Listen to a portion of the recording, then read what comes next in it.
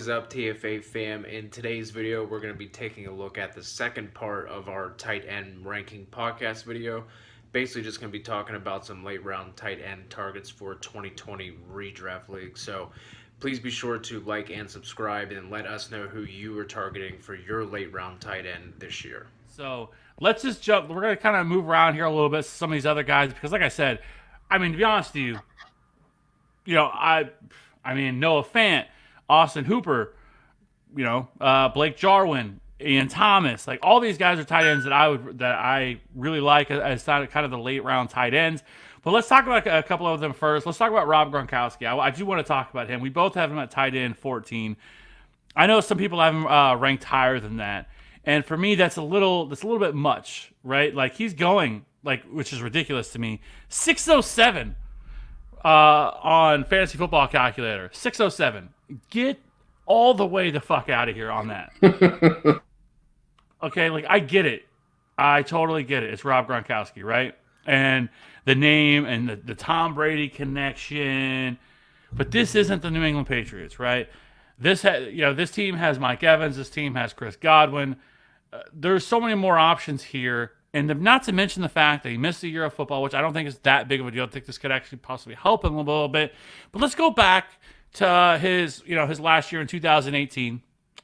He was 8th in fantasy points per game that year. He played 92% of the snaps, 72 targets, 16% target share, 25% end zone target share, 47 receptions, 682 yards, only 3 touchdowns. His 14.5 yards per reception was 5th, and he was 6th in yards per target. But he was 24th in fantasy points per route and 18th for fantasy points per target, right? I don't think he plays that. I don't even think he plays that amount. He's definitely, I don't think, playing 92% of the snaps. I think he's a situational guy. They still have O.J. Howard who's there. And so unless they move on from O.J. Howard, I still think that, and I know they've talked about playing a lot of 12 personnel as well there, which I don't love because I think that would push Chris Godwin out of the slot. But regardless, I don't think he sees that kind of sees that kind of workload. I don't think I guess he could get somewhere close to the 72 targets, but I don't know. Like I just do not love that. I think he's a borderline tight end one at best because it doesn't take a ton to get to that point. But I don't know. Like I think that's way too risky for me. 6th round, get the fuck out of here. That is way too high. If he was going 10th, 11th round, I'd be a little bit better with that. But the 6th round is just too much for me. So I don't know what to expect from him, like I said. But I feel like that you're going to see much less targets. I think he plays somewhere in the 50 to 60% of the snaps, and I think that's a problem. Yeah, man, that does not make any sense to me whatsoever. I can't wrap my head around that. He has that high ADP, like you said, on Fantasy Football Calculator. Fantasy Pros consensus rankings has him as tight end 11. I have him on that fringe as well, just like you mentioned. I have him down at tight end 14. So this is just going to be a case of if he's going to pay. Like, first of all, I don't think there's any way that he pays off his current ADP at 607 whatsoever.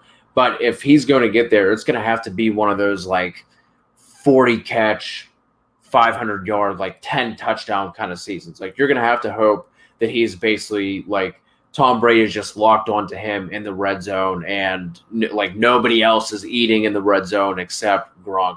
Because I think that's the only way that he's going to do that. With that 12 personnel, obviously you're going to be bringing in another tight end, whether that's Braid or OG Howard. Man, he should change his name. That'd be sick.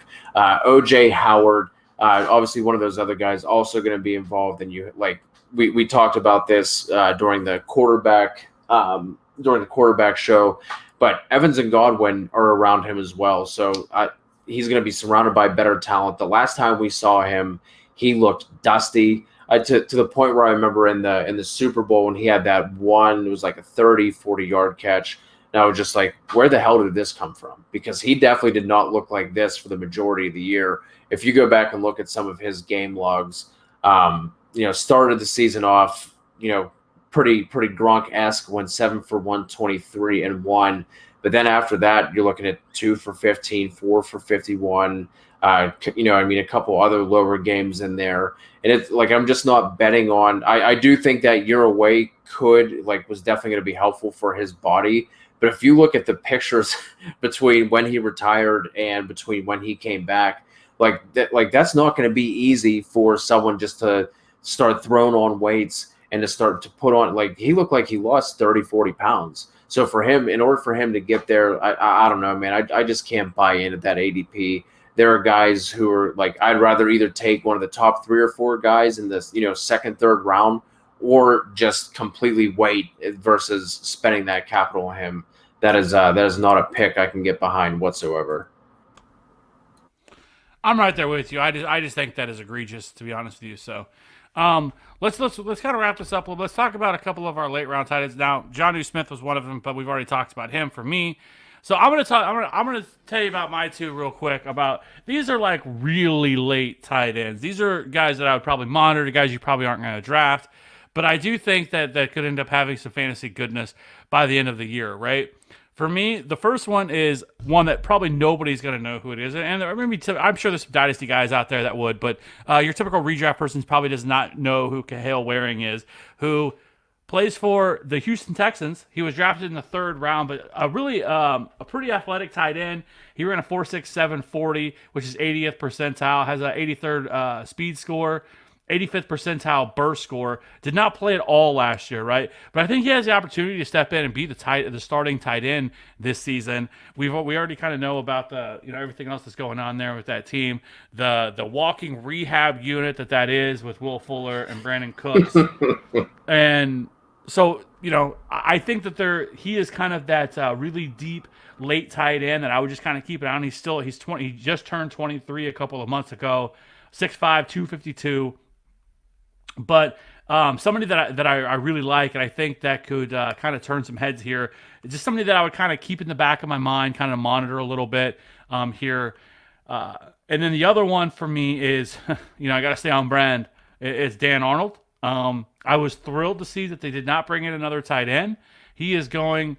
I have him ranked at tight end 26. So again, but I think he has an opportunity to carve out a little bit of a role here.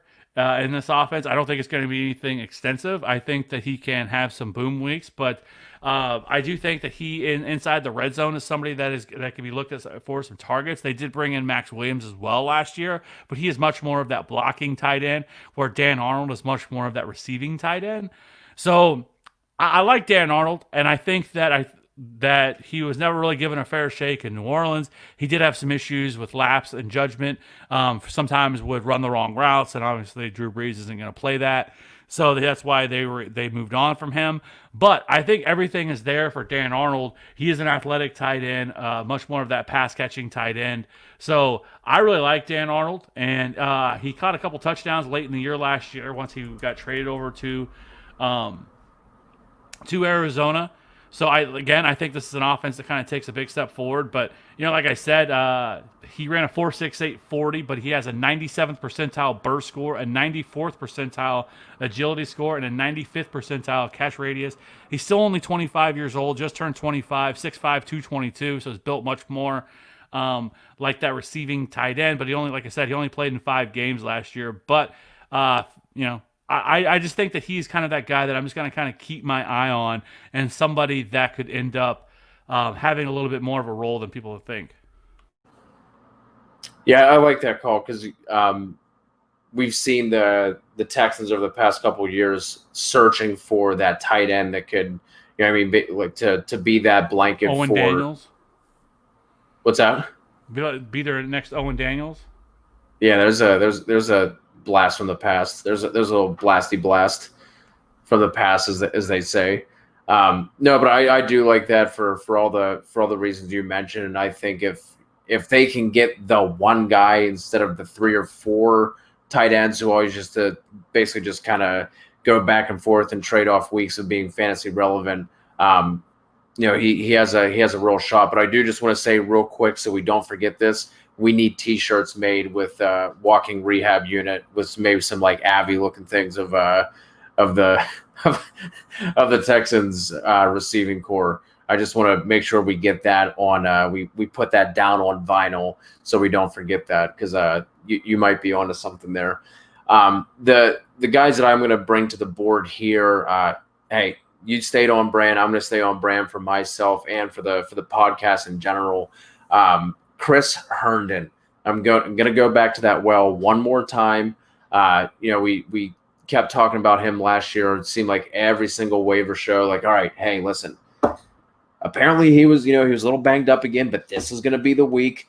Herndon, tight end one for your waiver pickup, and it just never happened. But if we go back to 2018, from week 6 to 16, Herndon was tight end 6.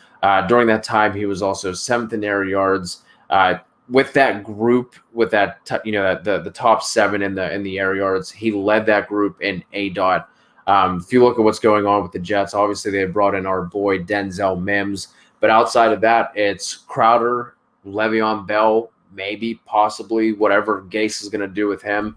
And then that defense, especially if Jamal Adams gets traded, that defense is still not going to be good. So that's a team that's going to have to throw the ball. And I think with that connection that we saw, Herndon should be able to pick up where he left off from. So he's somebody that I'm definitely interested in. And according to Fantasy Football Calculator, he doesn't even have an ADP right now, so he's not on anybody's radar.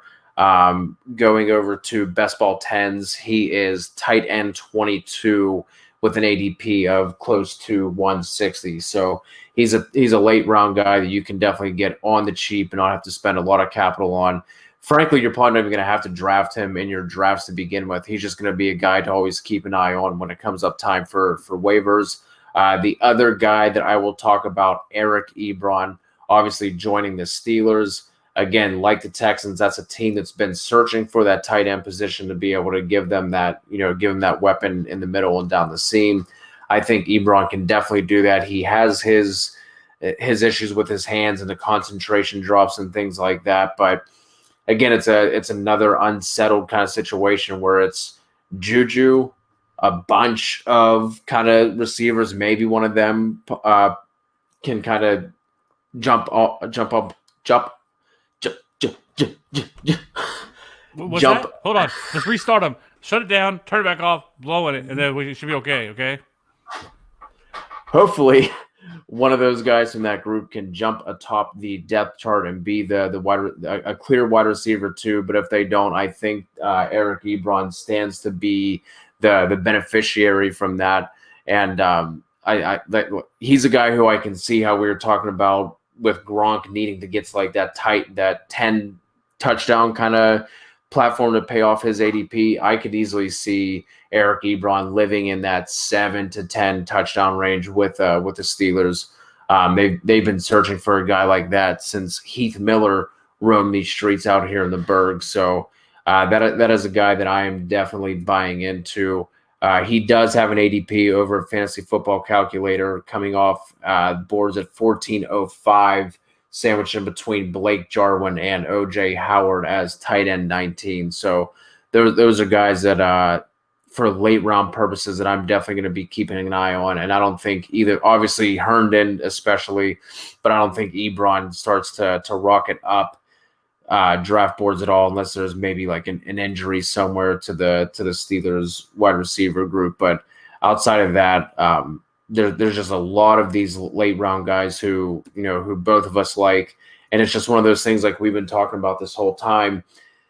You could see any of these guys going from as high as like tight end 9 all the way down to tight end 20. So were there any other guys that you wanted to mention quickly before we get out of here? No, not really. Like I said, I think that there's a lot of. I mean, like I already mentioned, Noah Fant, I absolutely love. I think that he has a tremendous upside as well, and this heading into his second year. We know you love Jack Doyle, but I think he's probably a very underrated target right now as well. And then I think Blake Jarwin should be a little bit interesting. Ian Thomas, another guy in that group that I think that deserves some look. I also think Dawson Knox is kind of low key. Again, not anybody that I would draft, somebody that, unless you're like in a 16-team league or something like that, but I think Dawson Knox could end up being more involved in that offense than what people are anticipating there, in his second season as well. So I think that's pretty much it. Those are kind of my favorite. If I had to draft late in the draft, those are kind of the guys that I'm looking at. I don't necessarily understand the love behind TJ Hawkinson for. I know you have him as tight end 11 inside your top 12, but outside of the 1 week, that's all he did. I know he got hurt last year. I know he's a tremendous talent, but I think if he's somebody that's going later in drafts, somebody that I can get in that 13th, 14th round, something like that, and I want to take a shot on somebody, I think he does have a lot of upside because we've talked about how much I love Matt Stafford and that entire offense. And some of that when he came back, without Stafford, really played a role probably in some of his production as well. But I think I like TJ Hawkinson's long-term outlook, but I'm just not sure what it is this year. And it could be one of those guys, sort of like we saw with Gesicki and some of these other guys, where they start off cold, and by the end of the year, they really start coming on. So he might be one of those guys that's really a hot waiver wire guy, not somebody that I would necessarily look to draft. So. Yeah, and you hit it right on the head with his ADP. Tight end 14 at 1304. That is where he is currently going over at FF Calc. Real quick, tell me your thoughts on Austin Hooper. Obviously, he was one of the first big free agent pieces to kind of land there in Cleveland. What are you doing with him, and where do you have him currently ranked? I have him at tight end 13. Again, here's another guy that you just, he's just dead. But I think that he could end up. I think there is still a path for him to finish this right around where he finished last year. Right now, I mean, you look at this offense. I know this is a completely different offense in terms of volume. I don't think this offense. I think the Browns' defense is much better than what the Falcons are. I don't think the pass volume is going to be there as much. However, I mean, right now, who's Cleveland have, right? They have Odell, they have Jarvis Landry, and then obviously Kareem Hunt's still there. David Njoku's still there. But the money they paid Austin Hooper, he's definitely the starting tight end. And I think that he ends up probably finishing third in targets on that offense. Now, the biggest question is, can Baker Mayfield take a step forward and bounce back after the atrocious second year that he had last year? I think that he can. I think he comes in somewhere closer to 30 touchdowns this year passing, which would be a big upgrade from the 22 I believe he had last year. I think he becomes a little bit. I think as a whole, getting rid of Freddie Kitchens, I think this entire offense kind of turns out to be much more of what we thought it was going to be heading into last year, because there's a lot of stuff we're saying about the Browns offense now is a lot of the stuff that we were saying last year. But, I think there's a path for Austin Hooper certainly to be a tight end 1. I think he still could end up being a tight end 5. I think he's that good of a tight end. I had him down at 13 because I have a little bit of reservation of volume, because I do think that this is a team that's going to want to try to run the football with Nick Chubb and with and get Kareem Hunt involved. And so for me, I just don't think the volume is definitely is not going to be there as much as it was. So I think maybe he falls back down to maybe 80, 90 targets, something in that range, maybe 100. I think 100 is probably fair for him. And, I think that knocks him down a little bit. But, the dude was a monster last year. We kind of saw it coming. Obviously, a different offense. But so that's why I kind of have him right around as a borderline tight end 1. I think there is a chance that David Njoku outscores Austin Hooper. Like I don't think it'll be that crazy if that ends up happening. Say that again. Could you say that one more time? # nuts on the table. I think there is a legitimate chance that David Njoku outscores Austin Hooper for fantasy purposes. You're just going to throw that out there, or are you waiting for me to say, tell me more? No, I don't think there needs to be anything else said. I think Njoku is the more athletic tight end. I understand what they paid Hooper, but I think in terms of athletic talent and what we're looking for in terms of the tight end position, I think if we were to line those two up and not look at production, if you're just to look at their athletic profile, you are going to pick David Njoku 1,000,000 times out of 1,000,000. And I think that there is a legitimate chance that Njoku outscores Austin Hoop. Oh. Let me ask you a question. Briefs.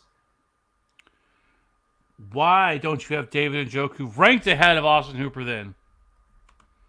So I said there's a chance. Hashtag nuts on the table hedge life. Nuts on the hedge here, baby. Only the left ball, not the right ball. We only got one ball there. We haven't quite got accustomed. We're split sack. This is where we're at right now with the show. We're talking about which balls are on the table. What the fuck?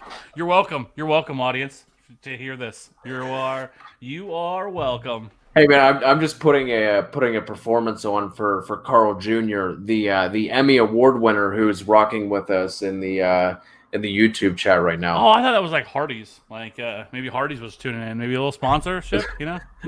That is one David Berger from the famed Kamikaze podcast, who, like I said, is a three-time Emmy Award winner.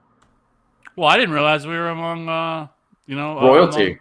Yeah. Hey, I don't got nothing else to say then. I'm out. I mean, we cannot say anything bad, against DB, if you will. But no, I do think that actually has a chance of happening. I think if we are to believe that Stefanski is going to bring kind of what we saw at Minnesota to Cleveland, running more of 12 personnel, I think that could very well benefit David Njoku, and we could see him running freely as opposed to Austin Hooper. Yeah. Well, if I'm an idiot. I was gonna say if ifs and buts were fruits and nuts, it'd be Christmas every day. That's what I was trying to say. But the if was throwing me off because I knew the if was coming. So Tyler Johnson. I was gonna say I thought maybe you got a text from Debro. It just said Tyler Johnson. Yeah, it's just my kryptonite. That's just all you got to throw that in. It just throws me off. So, anyways, all right. Well, I think that's pretty much all the conversation we can have about tight ends. An hour and 15 minutes. I mean, that is a lot of talk about tight ends. So, I really appreciate everybody checking out the show. If you're watching on YouTube, please hit that like and subscribe button.